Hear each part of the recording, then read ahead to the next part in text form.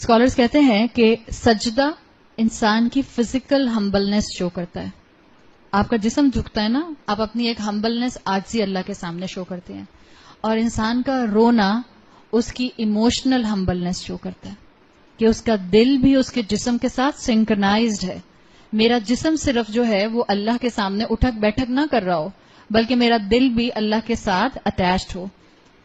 حضرت ابو بکر کا ٹائٹل تھا البکا، بہت زیادہ رونے والے، بہت زیادہ رونے والے.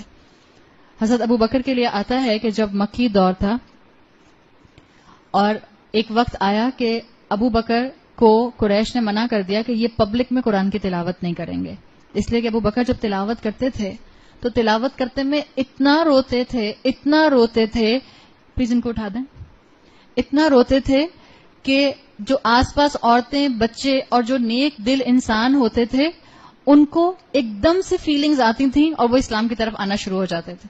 تو قریش نے منع کر دیا کہ اب ابو بکر پبلک میں تلاوت نہیں کریں گے. حضرت ابو بکر نے کیا کیا؟ اپنے گھر کے صحن کی دیواریں گرا دیں اور اپنے صحن میں بیٹھ کے تلاوت کیا کرتے تھے.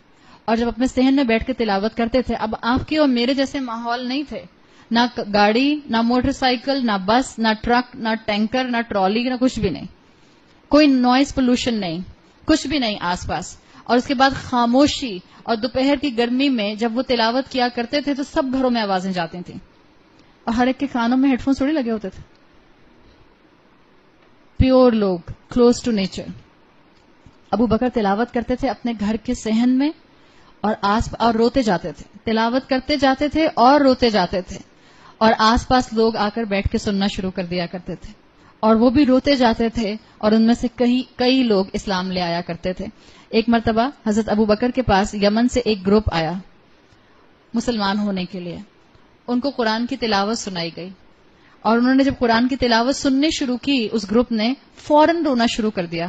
ابو بکر نے کہا ہَكَذَا كُنَّ قَبْلُ أَنْ قَسَتْ قُلُوبُنَا، ہم بھی پہلے ایسے ہی تھے، ہم قرآن سنتے تھے اور روتے تھے، ہم قرآن سنتے تھے اور روتے تھے. اب کیا ہوا؟ ہم یوز ٹو ہو گئے، ہم اتنا قرآن سنتے ہیں اور رونا نہیں آتا. جہنم کی آیتیں آ رہی ہوتی ہیں اور رونا نہیں آتا. حساب کتاب کی سختی کا وقت ڈسکرائب ہو رہا ہوتا ہے اور رونا نہیں آتا. بعض اوقات تراویح میں ہم کھڑے ہوئے ہوتے ہیں اور ذہن میں کیا آ رہا ہوتا ہے؟ گھر جا کے یہ کرنا ہے، یہ کرنا ہے، یہ کرنا ہے، یہ کرنا ہے. جب اللہ اکبر کی آواز آتی ہے تب پتہ چلتا ہے اچھا امام صاحب رکوع میں چلے گئے. قرآن سنے. اور کیوں نہیں اٹینشن ہوتی ہے ہماری؟ اس لیے کہ ہمیں قرآن سمجھ نہیں آ رہا ہوتا.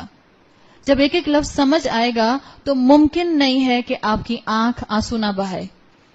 وہ زبان جو قرآن کی تلاوت کرے، وہ زبان کا امپیکٹ دل پر جاتا ہے، دل کا امپیکٹ آنکھ پر آتا ہے. آنکھ آنسو بہاتی ہے تو اللہ کے خوف اور اللہ کی محبت میں انسان فزیکلی سجدے میں جھک جاتا ہے.